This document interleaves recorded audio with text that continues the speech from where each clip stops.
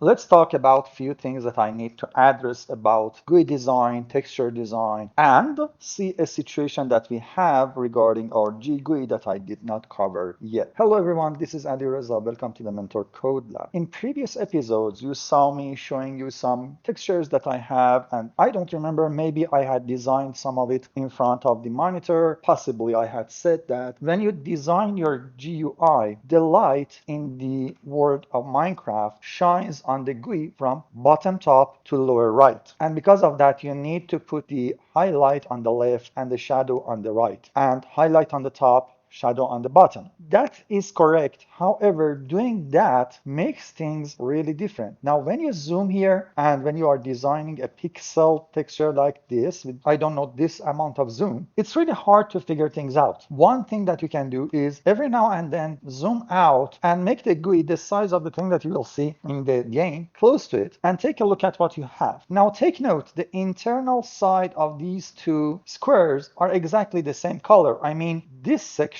and this section are the same color. However, the one on the left hand side looks like it has depth, and the one on the right hand side looks like it's bulged out of the GUI. The reason is the placement of the highlight and the shadow. So every slot in Minecraft has the shadow on top and left border. It means that the light had shine on a dent here and put some shadows below that denting place. And on the other hand, because this is now has depth, the light will shine on the right hand and the bottom side. And the general look will indicate that this slot has depth. On the other side, the buttons are bulged, means that the light will hit the top rim and the left rim, and the shadow will happen below and the left hand side. So keep that in mind. The second thing, I had seen few people doing the fire progress like the right hand side, meaning that they have this fire progress texture and they are drawing it exactly where their shadow is. So if I turn off the shadow, you see that they are exactly on top of each other. However, if you ever looked at vanilla, you see that yes, vanilla has this texture with the background, but if you take note, there is this little shadow, and this gives the idea that this fire has some depth. To achieve it, it's really simple. Just move your progress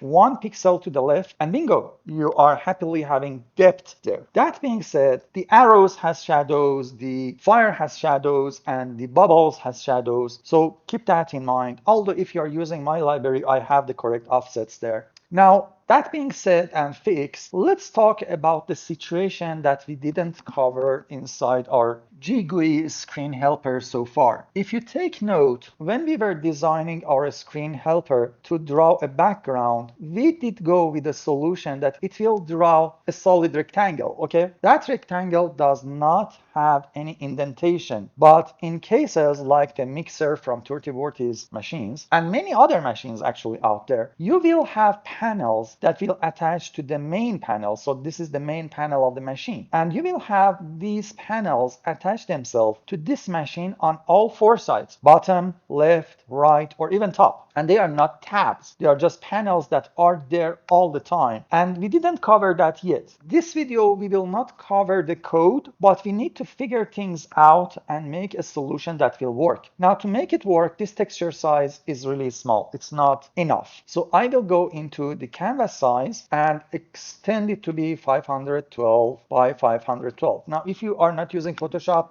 you may want to create a new file and then copy the content of the previous file in the new file, but in Photoshop I can do this. So now I have enough room to play with this thing. Also, I will get rid of this internal space because I don't need that, and the background color should be this, so that when I do delete, it is not working. So I need to do the erase tool, and I will raise the size so that when I'm doing it, it will work, but it's not using the background, it uses transparency. Okay, let's add another background, and I will fill that with this color so that when I go to the new layer and erase everything, I have it covered, and then merge these and deselect. I want to raise the height because I want to have this panel lazily sitting on all four sides. So I will cut it and I will paste it and I will move it way above, something like that. And then I will come back to the the first layer and I carefully select the correct pixels, Control C, Control V, and move it to the place and try to fill this gap. Now, if you are working with Paint.net, I think the process is easier because you don't have to play with layers. However, if you want to be easy and lazy in the Photoshop, you can change the mode to be indexed, and that means you don't have layers and everything that you are doing falls on the main layer and the moving around is easier. However, I'm trying to avoid that. Now I will have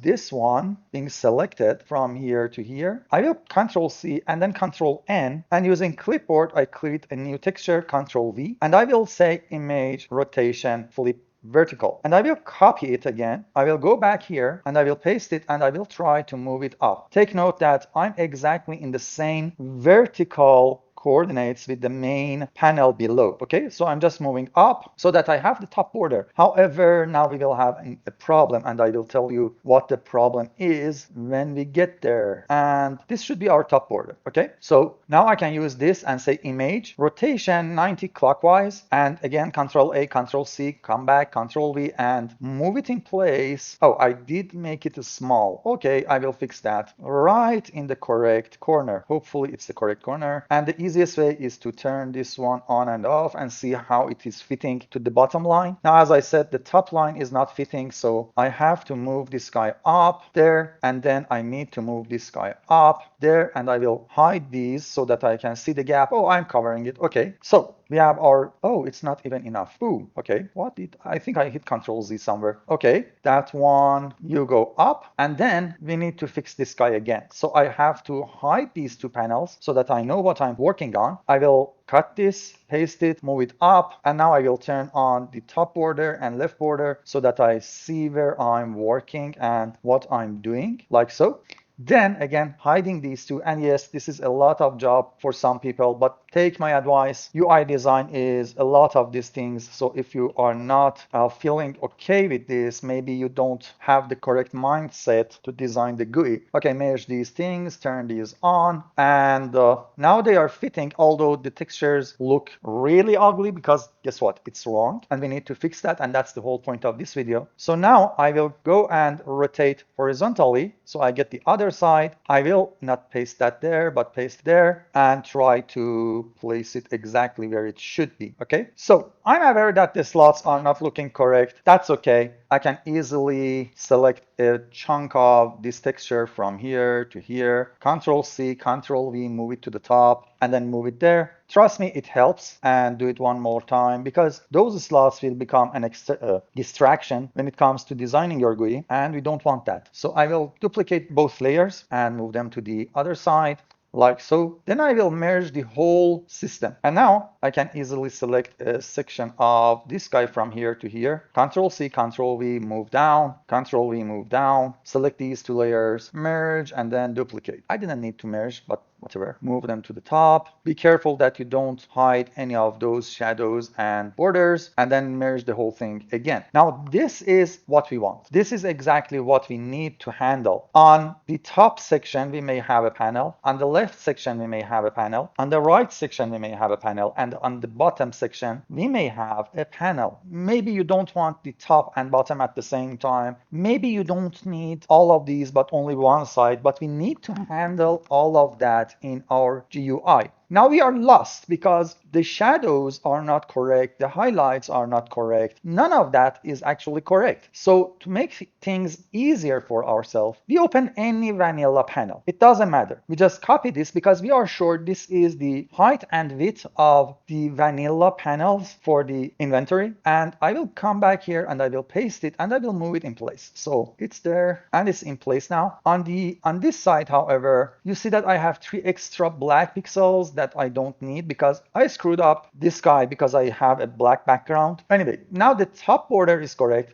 This one comes from vanilla, so we are sure that it's correct. And again, I should make sure that I have the right hand side covered too, because yeah, we have extra pixels here. 3, 2, 1, 3, 2, 1. And just by doing that, you notice that every time vanilla wants to add the borders or anything, am I correct in doing that? No, actually, I'm wrong. So it covers the whole thing. It was correct, okay? Don't trust this background at all. Now, the right hand side is is correct, I think. I can't check it here. Ooh, okay, I can't check it on mixer because the original mixer, not this mixer. Ooh, let me take it up and shown in Photoshop. Okay, so no, we have just two crossing pixels, so we don't have this, this, or this. As I said, we don't trust this texture below, okay? So the top section should be correct now, maybe, hopefully. No, it's again one pixel crossing, and I don't need it. Go bye-bye. There we go. Now, you notice that each time Vanilla wants to go diagonally, it goes in a straight line with pixels, okay? Like so. And if you notice, that's exactly what Turti had done when he wants to connect these two. So he knows that he needs the highlights here because they are 2 pixels and they are shadows here. And he makes the decision that he wants the highlight here. Now, should we put it as shadow? Trust me, it will change a lot. Although it may not look like it, but it will change a lot. That shadow tells the system that, hey, this is still in depth. So if you want to make shadows here, for example, and if you put the shadow there, and if you zoom out, you will see something that is not right because it looks like this highlight is cut. So if you want to do that, you need to revert this whole thing and make shadows like that, and then the highlight like this. Take note, I'm pasting, I'm moving, but I'm not having a layer, and this is locked because the image is in the index mode, okay? So now if I go back, it looks like it's correctly dented. So here is the question, which one is the correct one? This one or the one we had? This one doesn't look like a correct blending because it looks like he just has an edge that is cutting to the corner. On the other side, that one was giving us curvature here that we needed to. So knowing that, I will come back down and this will be a lot of these try and errors because we want to fix things the way they should be, okay? And I will merge these two because I fixed the top border right now. I will go and copy this, paste it in place, then select to the main layer, select 1 pixel, copy, paste, move it up. Now let's zoom back and take a look. Now you see that sharp diagonal indentation that tells us a high edge is trying to blend into a depth shape. And looking at Vanilla, the bottom is always dark, so this side is dark. However, this one is wrong and it is playing with our brain. Let's go back to Turtis and take a look. Now the bottom side should be dark, the left side should be dark, and you notice that whenever dark and dark meet, you just have 1 pixel indentation in because that gives the fake curvature view. And here he is going the other way around because in this place we want the curvature to be out, here we want the curvature to be in. That's the correct thing to do. Now let's go to the other side and fix this panel. So I will copy that. I will come back here and I will paste it there and try to fix this panel. Let's zoom in. Now this is way bigger than what we want. That's okay. Just cut whatever you need and paste it if you want to, but I can't paste it because this is again one of those situations that is totally wrong. Notice that we are on top and left. Top and left should be highlighted. So I will select a single 2x2 and I will copy and I will paste. So this place should be like that. Paste it more times, and if you want to, you can just duplicate layers because they will sit in the place like so. Duplicate layers, hit enter and move it forward. Now we have that part, and if I want to be smart, I will count the number of pixels 1, 2, 3, 4, 5, 6, 7, 8, 9, 10. And I will click on this guy so that it's being selected, and I will get 10 by 2. 1, 2, 3, and that's it. Control C, Control V, and I will move it in place. And as we said, whenever we are denting this way on top left corner, we have 1 pixel indent and we don't have it here. So I will just select this pixel. Hopefully we are on the right thing. Yes, Control C, Control V, move it top, then here. And immediately that corner became correct. Same deal will happen here. So I will go and Control C this again, Control V it again, and I will move it to the place for this corner. Now it will take time, so I will stop the video and come back when it's ready. Now on this particular case, this scenario is correct. The left bottom is left bottom. So I just need to select this whole thing and hopefully I'm in the correct layer. Control X, oh, I was in the wrong layer, sorry. Control X, Control V, and move it to the place. And then I just need to select these borders and duplicate it a bunch of time to fill the gap here. And it will happen in a blink. Okay, now this side is correct. And trust me, when you are working on a texture, start with one corner and go either clockwise or counterclockwise and continue in that direction until we hit the first corner or the edge, because if you don't do that, you will miss everything. Now in this side, we are at the bottom dark hitting a light shadow. Let me merge everything, and if we notice, this scenario is exactly the same as this scenario. However, in Minecraft's case, we really don't have that scenario, you know? And when we have that scenario, we see that we get this light gray from the panel. And right here, I don't have that. Because of that, I'm seeing this really sharp edge, and he's not doing any indentation. So these two panels go in, two panels, and then this gray. So let's figure things out. Two panels go in, two panels, and if I want to mimic that, it would be something like this. Of course, I think I have one extra white pixel there, and it won't look correct in this case because, well, we are in a very critical point. The thing is that this gray panel shows on the outside of the main panel. However, in this scenario, we are in the inside. So let me try something. I'm trying to blend these two as smooth as possible without having any hard edge. Now this looks better because we don't have that sharp definition between white and gray, and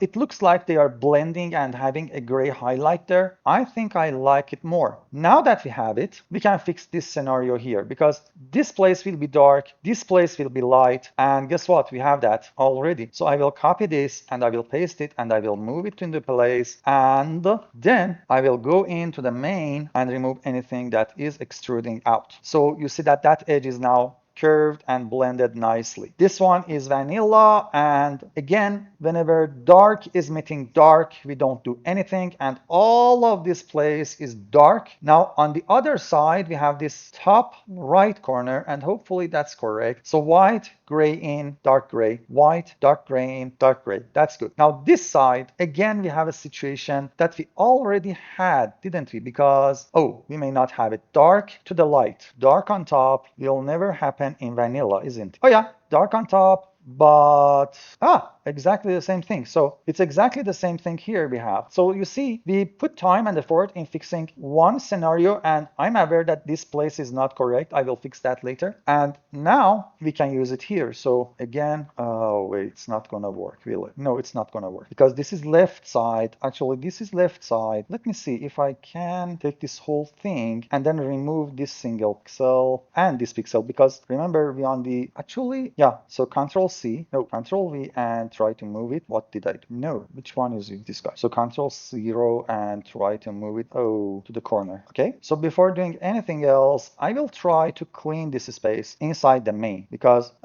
we have that black border. So let's see, we want to be inside that black border, aren't we? Something like this, and then remove that black border from inside of this guy, like so. Now, am I derping here? I'm derping here. I'm seriously derping here. I did trust the texture here. It's wrong. This corner is exactly this corner. I'm derping. Okay, merge the two layers to not remove anything by accident. Yeah, I'm derping. This is the same thing. Control C, Control V. Never trust that base texture there. And that's that. However, now it's time to turn things on and off and see that if we are screwing with anywhere. No, good. Okay, now back to this guy. Now this is dark meeting white. We already have it here. So we just copy this portion, Control C, Control V, and go back and put it in the place. And again, inside this guy, we have one extra pixel, delete it, and Control 0. So we fix that corner, and this one is coming from vanilla. So let's start from one corner and move on. So that's white meeting white all the place to the down. Then we are meeting the dark, and this is vanilla way. Then we fix these two corners. We fixed, oh, we didn't fix that corner. See why you are gonna try everything. Now we don't have this corner in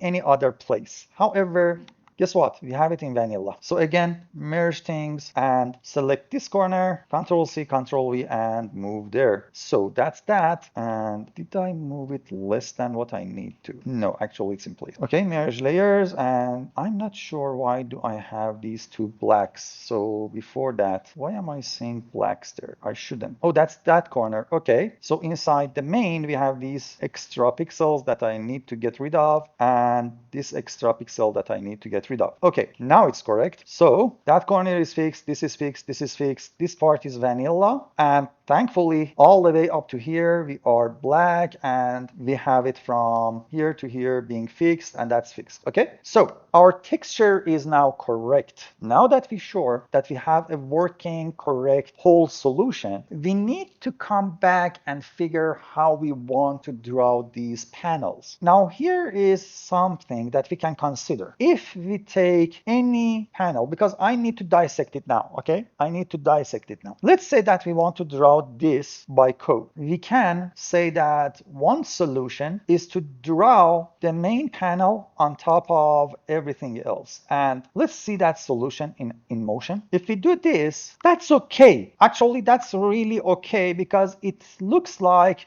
this panel is below the main panel. Let's mimic that on the other side so that we know what we are talking about. Let me get, actually, this is the top one, isn't it? I can't do what I want from there. I can do it from this guy. Move it back down and fill that gap. Merge these two. So as you see, is again, it looks like that top panel is below the main panel. They are coming out from behind this one, okay? And same thing can happen for this guy. Actually, the same thing as this one, okay? And the bottom line, now remember, this is the player inventory. If I copy that and move it on top, and now I need to get rid of that indentation there. So I'm not gonna deal with that one, but you get the gist. It's just like you have 4 panels that are extruding below the main panel. That is totally okay. And I would say that, I dare to say that, it looks nice. It really looks nice. So if we want to have this solution, we just draw the extruded panel first, and then our main panel using what we already have. But doing that means something else. Means that, let me now go on and cut this place. Now I need to be on the right one so that I can put a guide there. Come on, stick to the thing, thankfully. And this one, put a guide there. This guy, a guide there. This guy, a guide there. Okay. Now going back to the main, I should be able to select our main panel from this pixel all the way to this pixel from the main, cut it and paste exactly in place. Okay. And it's not in place, so I need to move it in place. And that is why I have the guides both guiding me in the placement and in the selection. Okay. Now that we have that, I will hide it, and I will hide the rest of these panels because I want to make these panels look like when we are drawing them from our library. So we will have this thing copied, pasted, and moved to the other side. In place, please. No, that was in place. So don't forget, what we have on top is actually our second panel. So I will merge them. And now merge these two, like that one. And then we have this guy, Control C, Control V, move it in place. And then I need to keep this one single black dot. God damn it. Do I want that, or what will happen if I delete it? Will it screw things up? Probably, I think it will, however. Okay, whatever. We can go back all the time. Okay, so now the top one, and I already see the problem here. Don't worry. Let me see. Do I place properly? No, actually it was wrong. Okay, so I did add it a little bit too much there. Okay, and I want it to be 1 pixel. Okay, now let's be smart and select properly this time from here, Control C from our main and move it on top. There we go. And then one last one that is the top border of the lower panel. Select it from here. Okay, I got one extra row I didn't want. That should be it. Yes, Control C, Control V, Control 0, and move it down. So that's it. Okay. Now, let's say that we want this approach. So we draw one of these 4 panels, or as many one as we want. Then we draw a panel on top. Everything looks nice. Okay, here is a question. Do we want this approach, or should we go with the way we had? I mean, the panels being connected to the main one, like what we have here. If we want this one, things will become complex because we need to figure out which side the panel is. So we have 4 conditions there. And based on each condition, we want to choose 1 or 2 corners to be drawn extra and a connection tube at the between so that the textures are look correct. That means at least 1 corner here, 1 corner here, and the connection. Now the connection is always the same. It's just the panel gray color. However, based on these these 4 conditions, we will use totally different 2 connection panels. It means that we will have 8 extra textures to draw, 8 extra textures in our library, and those textures will sit there without doing anything. To be honest, I really don't like that approach. I debate on doing that.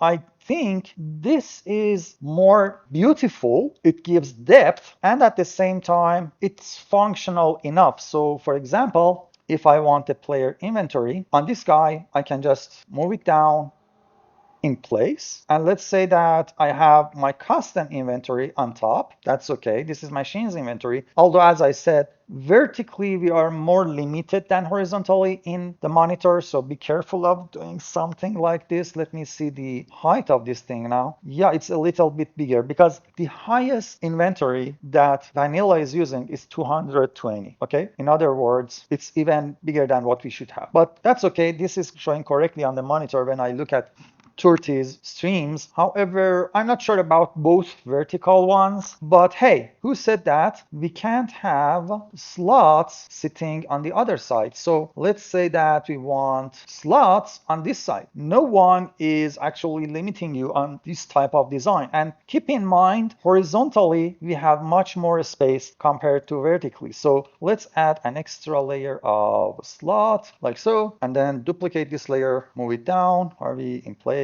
No, we are not. And hopefully I can have another set. And I'm accidentally hitting V when I'm duplicating the layers. Yes, I can. Okay, and merge these. And now we can just centralize these as we want. Basically, we added a chest worth of slots just on this side, not to mention the top side. Okay, let's say that we want fluid containers, and I'm totally ignoring that out slot there on this side. Okay, now see how many we can fit. That's 1. Let's duplicate it, move it, and that's 3. Now in my system, we will have 2 slots, one for input, one for output. Let's add those 2 slots, Control C. And by the way, I'm not designing anything particular, but just so that you know, we will have 2 slots per tank like so. And that is 1 set of tanks. Can I fit another set? No, but I can have, for example, energy upgrade, whatever below, and I can still fit as much as complex UI as I want in the center. So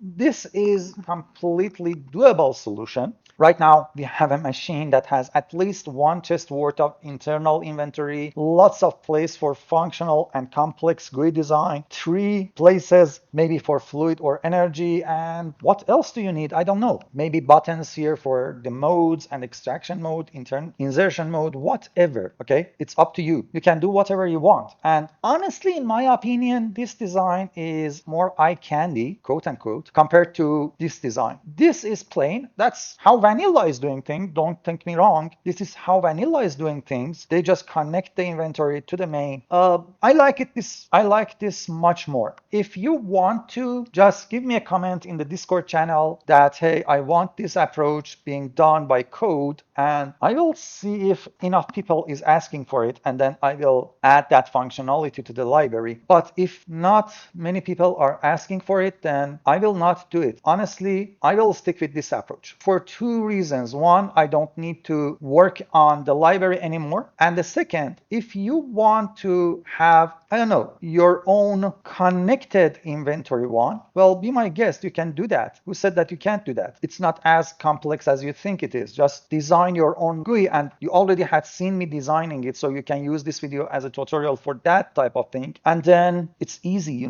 it's really easy to have a connected texture like this. And as I said, this is not as eye candy as I hoped it to be. And you already had seen me in this video fixing all 4 corners, so you can just mimic that and have your textures. I may roll back now because I just wanted to see how this looks in real scenario. I may give it as a temp guide to you so that you can use that as a temp and do whatever you want in your own mod the way you want to. I just need to redesign the whole thing from scratch again, but that's not too complex, honestly. It's just just, removing all of this and just connect these corners and fill the gaps again, that's not a big deal. Right now, I will save this inside my project folder. I always have this extra resources Photoshop folder on GitHub repository. You can have that. So this is complex inventory, and I will have a new layer on this. And as you see, I have groups. I will add more groups to this, and that will fix those connected corners so that you can play with this Photoshop file, whatever you want. I will add the final image as a PNG to that folder. So if you want to have that template, you can just clone the repository or get that single texture from the repository. The link for the repository is inside Discord. You can just find the link for the Discord in the video descriptions. If you like these videos, please subscribe to the channel, hit the like button,